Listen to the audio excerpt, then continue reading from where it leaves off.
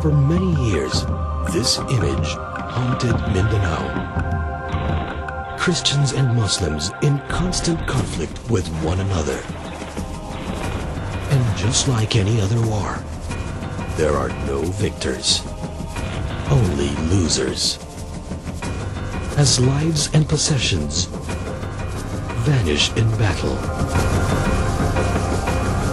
Such was the nightmare that took place in Barangay de Labayan, Kauswagan, Lanao del Norte. In the year 2000, the Philippine government launched an all-out war against the Moro Islamic Liberation Front, MILF. De Labayan, an MILF camp, was hit the hardest. The entire village burned to the ground. We were at a loss on what to do.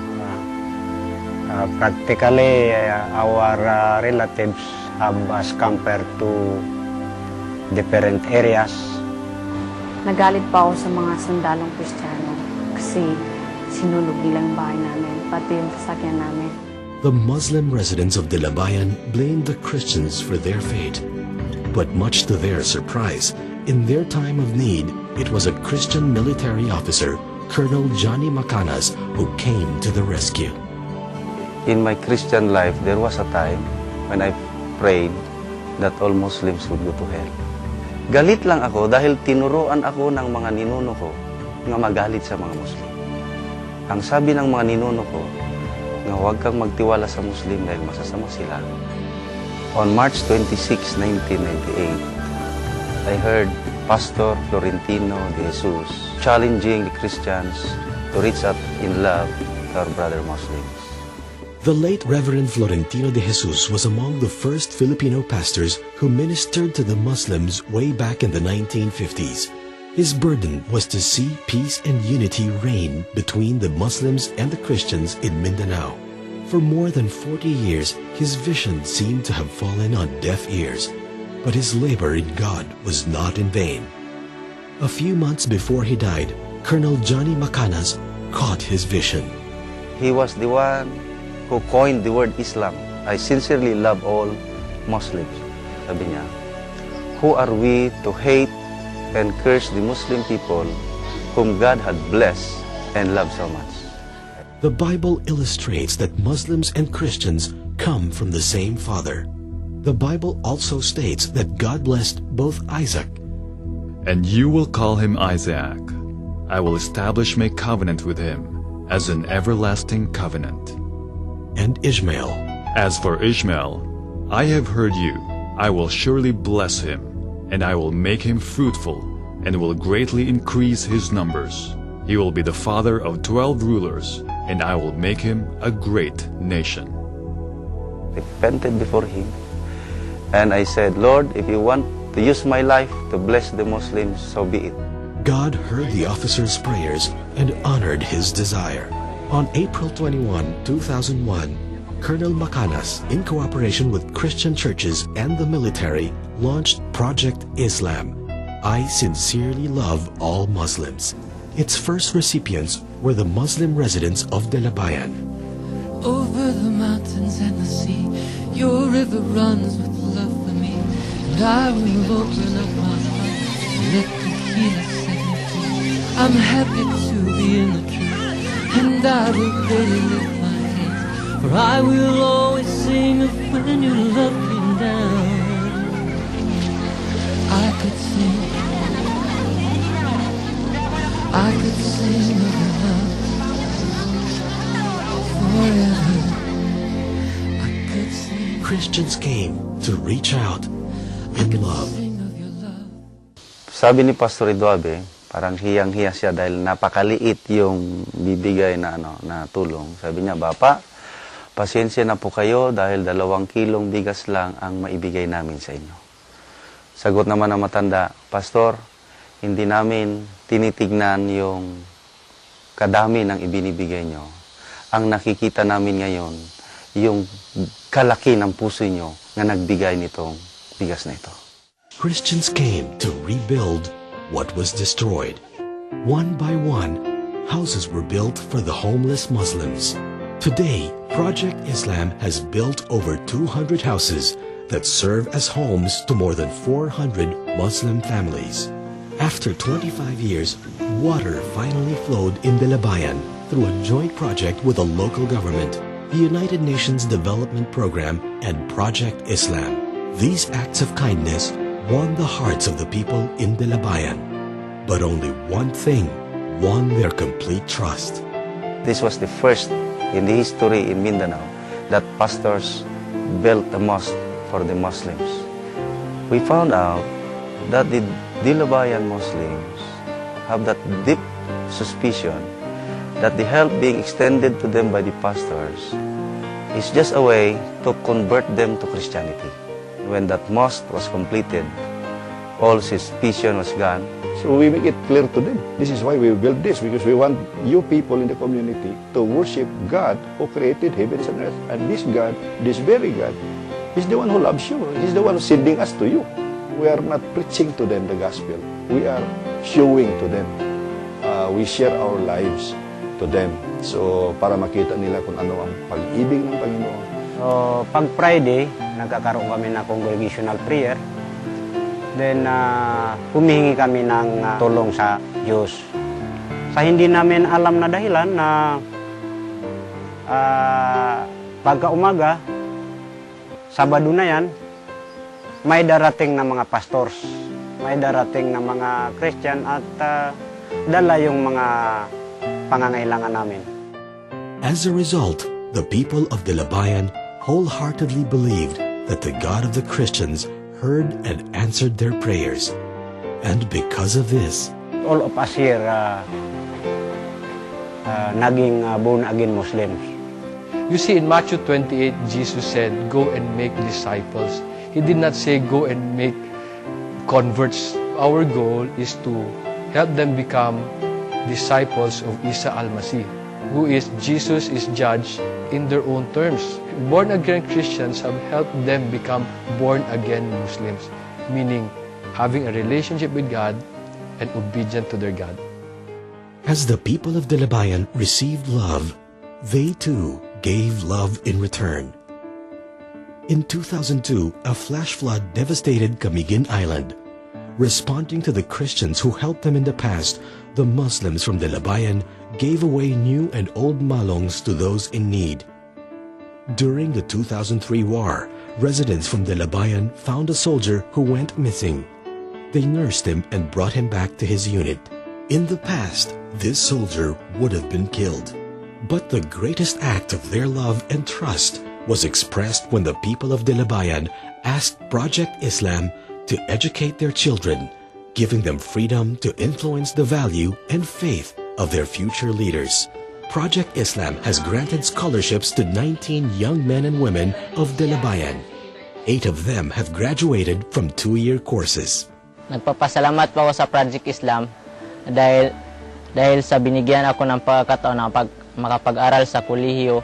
Kung hindi ako naging scholar, siguro baka tambay na rin ako ngayon at baka mapasama rin ako sa mga rebelde. Makikita mo dun sa Delabayan, ang lawak ng halimbawa yung mga pananim nila, pero hindi naman maganda yung yung pagtubo kasi hindi sila marunong paano gamitin yung tamang technology sa agriculture.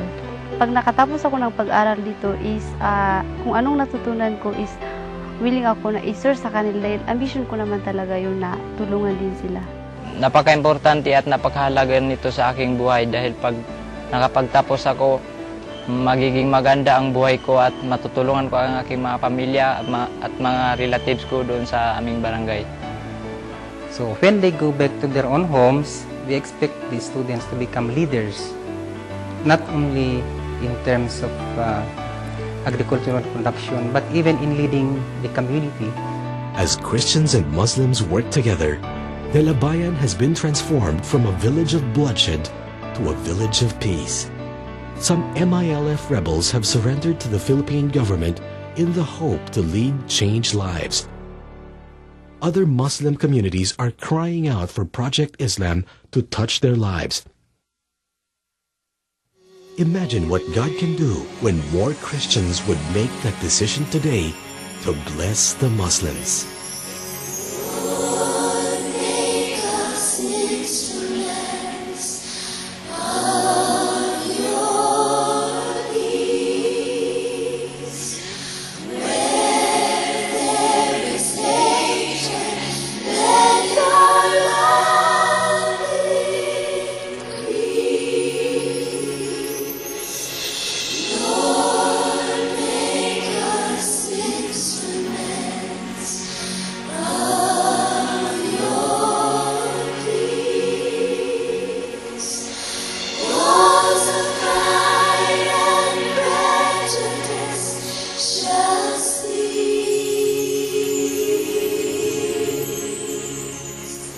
Kahit pangit yung alaala ko dati, nagpapasalamat ako kasi gumanda yung buhay ko, nakakapag-aral na kami. At saka gumanda yung lugar namin dahil sa Project Islam. Project Islam should be a very credible non-government organization that can be used as a conduit to economic packages, bringing rehabilitation programs to interior areas. I'd like to appeal to the Christian community to reach out in love to our Muslim brothers because we cannot do it alone. We can never see Mindanao come to Christ without caring for our Muslim brothers. We can never see the Philippines come to Christ without caring for our Muslim brethren. And we can never see the world come to Christ without caring for our Muslim brethren. I believe that the only thing that we have not tried is to sincerely love all Muslims. And I believe when we do that, there will be peace in our land and we will end terrorism in this country and in the rest of the world.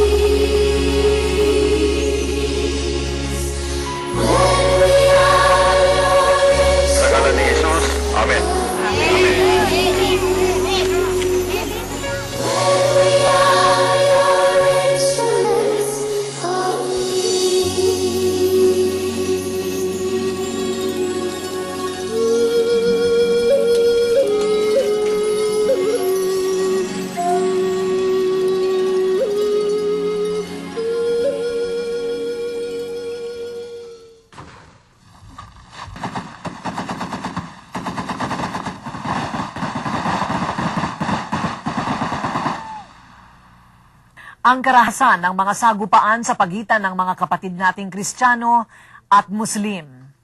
Lalo na sa Mindanao na daan taon na yatang hindi nakakaranas ng ganap na kapayapaan. Kaya nyo bang isipin na mga sundalong Kristiyano at Muslim ay sabay na nagdadasal sa iisang moske sa Mindanao pa? Nagsimula sa pangarap ng isang tao hanggang naging katuparan. Makidasal tayo at makisaya sa selebrasyon ng Kristiyano at Muslim sa Kauswagan, Lanao del Norte. Akala ko nung una ang mga Muslim kaaway ng Diyos, na hindi sila karapat-dapat sa kaharian ng Diyos.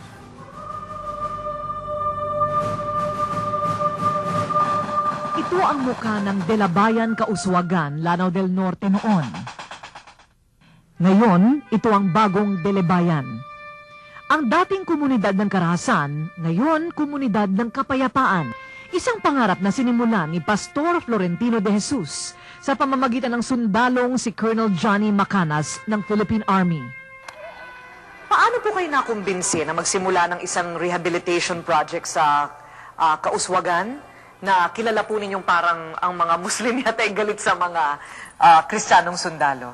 Hindi lang sila ang galit sa amin, ma'am. Ako mismo, personally, galit din ako sa kanila. At halos hindi ako makapaniwala nga nasimulan itong project na ito. Si Colonel Johnny Macanas ng Philippine Army sa murang edad, nabuo ang galit sa mga Muslim. I pray to God nga all Muslims will go to hell. Ganon ang iniisip niyo dati?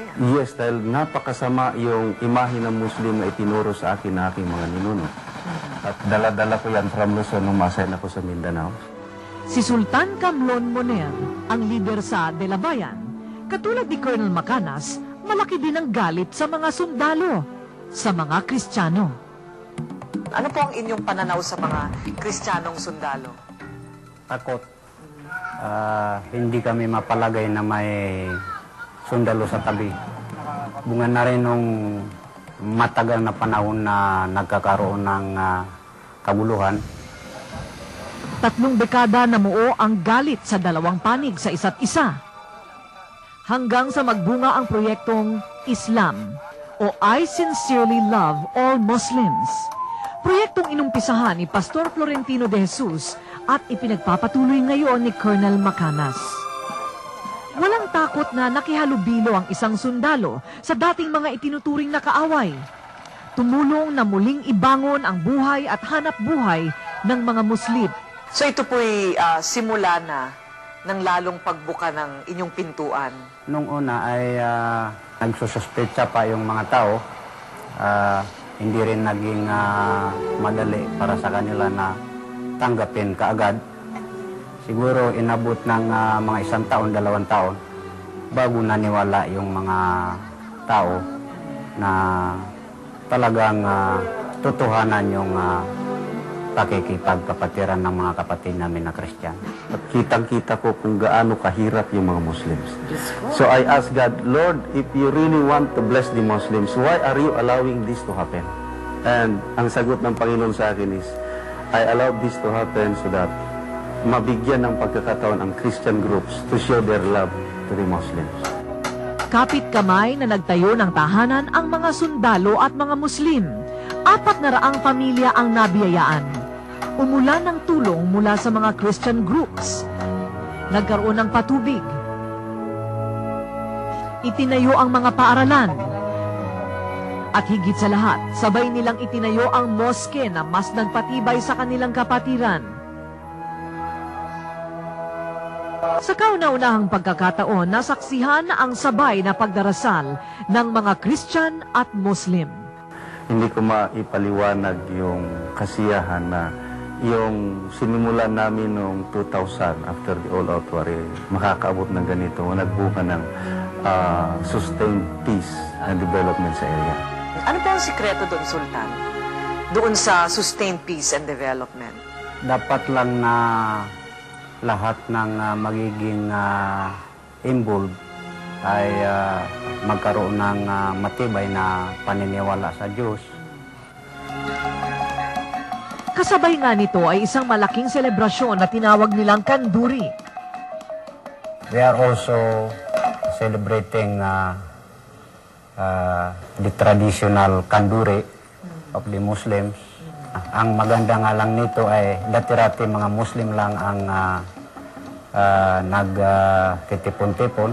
Pero ngayon itong Kanduri na ito ay magiging convergence ng Muslim at saka Christian.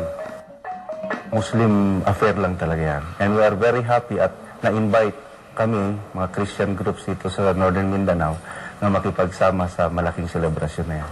Ang dating kapayapaan na pinapangarap lamang ni Pastor Florentino de Jesus sa Mindanao, hindi pala talaga imposible.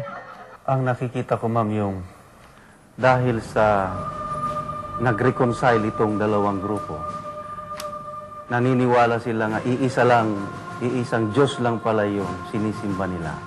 Lahat ng diferensya yan napapats up, natatabunan ng pag-ibig ng Diyos na sinisimba nila. So kung nagkakaisa ito, nagre-reconcile, magbubunga ito ng kapayapaan at kaunlaran. Sa isang lugar, dapat na nagkakaroon ng unawaan, nagkakaroon ng kapatiran para maging isa ang layunin ng lahat ng nakatira, ma-Muslim man o ma-Christian.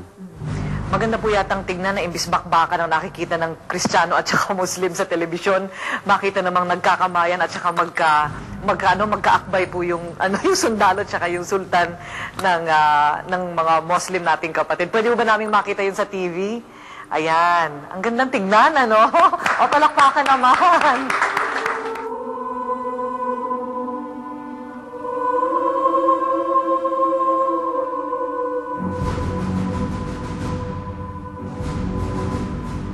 Dahil sa pag-ibig sa puso ng isang Pastor Florentino de Jesus ay hindi man niya naabutan sa kanyang buhay ang makabagbag damdaming eksenang ito sa Mindanao, ay patunay lamang na one man's noble dream can go beyond a lifetime. Edition of Christian World News.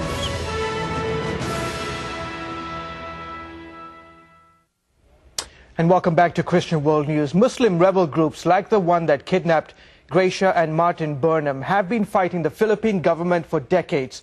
They feed on the hatred ordinary Muslims feel toward what they perceive as an oppressive Christian government. But in one village, that attitude is changing. Once again, here's Jay Esteban. In the year 2000, the Philippine government launched an all-out war against the biggest Muslim rebel group in the country, the Moro Islamic Liberation Front, MILF. Hardest hit was Dilibayan, a small village in southern Philippines. We were at a loss on what to do. Practically, our relatives have scampered to different areas. I was very angry with the Christian military because they burned our house and our jeep. The Muslim residents of Dilibayan blamed the Christians for their fate, but much to their surprise, in their time of need, it was a Christian military officer, Colonel Johnny Macanas, who came to the rescue. Colonel Macanas admits he hated Muslims in the past. In my Christian life, there was a time when I prayed that all Muslims would go to hell.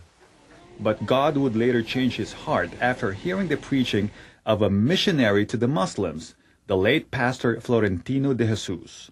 Pastor de Jesus in that afternoon gave this statement: "Who are we to hate and curse the Muslim people whom God had blessed and loved so much?"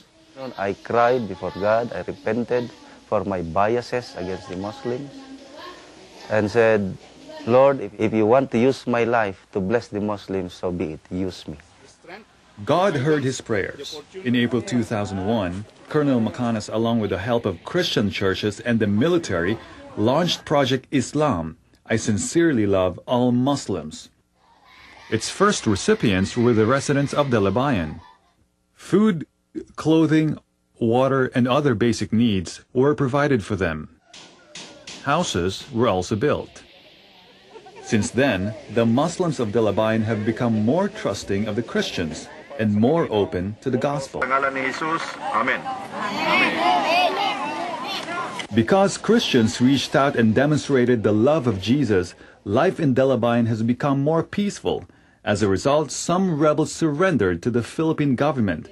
To ensure a bright future for the youth, Project Islam recently granted college scholarships to 19 young men and women of Dilibayan.